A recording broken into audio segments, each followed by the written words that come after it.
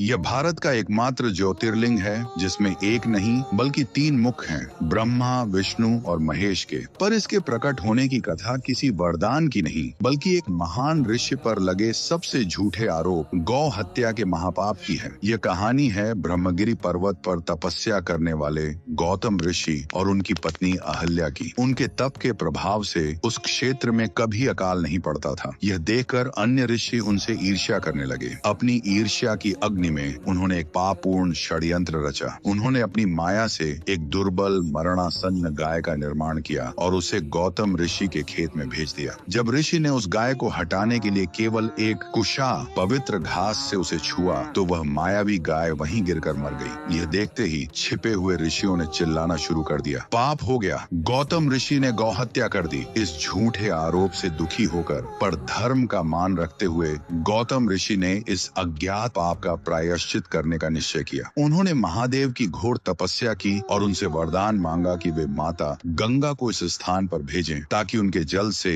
यह भूमि और उनका नाम दोनों पवित्र हो सकें। महादेव प्रसन्न हुए, पर जब उन्होंने गंगा को जाने का आदेश दिया तो गंगा ने मना कर दिया। उन्होंने कहा, मैं कैलाश पर आपके शीश को छोड़कर इस पृथ्वी पर नहीं जाऊंगी। तब अपने भक्त का मान रखने के लिए महादेव क्रोधित हो उठे। उन्होंने अपनी जटाओं को एक शिला पर दे मारा। उस प्रहार के तेज से गंगा को विवश होकर उस शिला से तीन धाराओं के रूप में प्रकट होना पड़ा। यही नदी आज गोदावरी या दक्षिण की गंगा कहलाती है। जब गौतम ऋषि का कलंक धुल गया तो उन्होंने महादेव से हमेशा के लिए उसी स्थान पर निवास करने की प्रार्थना की। महादेव मान गए। वे उसी शिला में एक ज्योतिर्लिंग के रूप में स्थापित हो गए। और क्योंकि इस पूरी लीला में ब्रह्मा, विष्णु और महेश तीनों की इच्छा सम्मिलित थी, इसीलिए यह ज्योतिर्लिंग तीन छोटे छोटे लिंगों के रूप में प्रकट हुआ जो त्रिदेव का प्रतीक है। यह ज्योतिर्लिंग इस बात का साक्षी है कि जब पूरा संसार आपके विरुद्ध हो तब भी सच्ची भक्ति स्वयं महादेव को पृथ्वी पर उतरने और आपकी निर्दोषिता को सिद्ध करने के लिए विवश कर सकती है। उस त्रिनेत्रधारी महादेव के सम्मान में जो सत्य की रक्षा के लिए स्वयं प्रकट होते हैं, कमेंट्स में ओम त्र्यंबकेश्वराय नमः अवश्य लिखें।